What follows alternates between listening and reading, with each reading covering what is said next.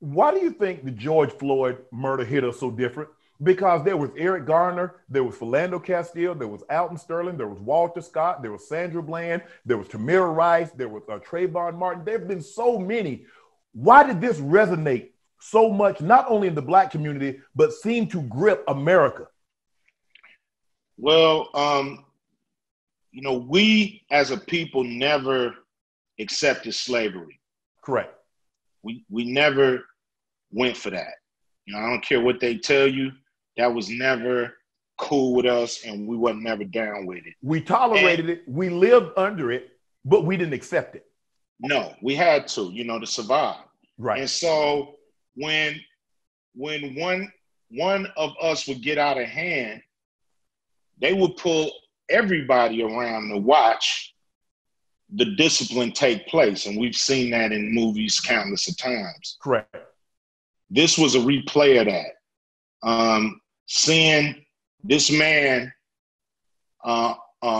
begging for his life, even to his mama.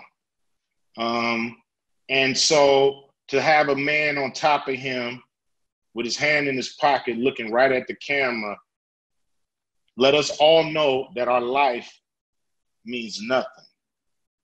And that's unacceptable in 2020. It was unacceptable back then, but we couldn't do nothing about it. Now we can do something about it, and we're not going for it.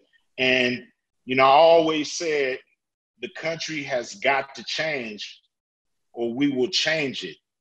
And that's what's happening right now. We're in the process of changing it, and it's going to happen.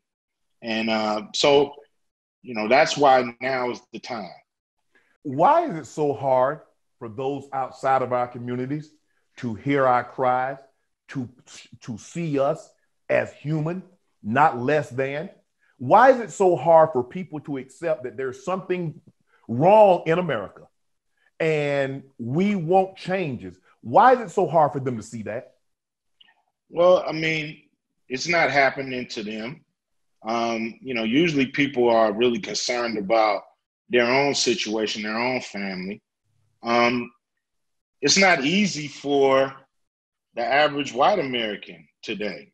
So he maybe feels, or she maybe feels like, hey, this is part of it. This is part of the struggle of pull yourself up by your bootstraps. But if they realize we've never even had a pair of boots to pull ourselves up by, so to speak, as a community.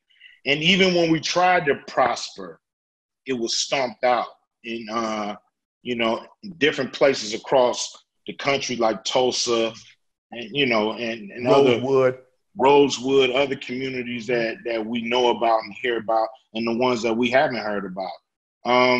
So our progress is sabotaged in a lot of ways. It's systematically fixed, where that's why they're so surprised when one of us get through and get ahead. Right. And don't count me and you. We go through the path that's of least resistance, which is entertainment and sports. Right.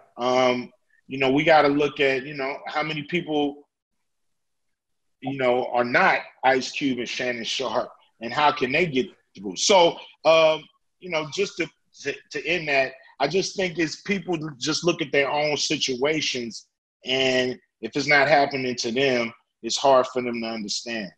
You know what to do. Hit the subscribe button to become an official member of Club Shay Shay, where we always do something for two something.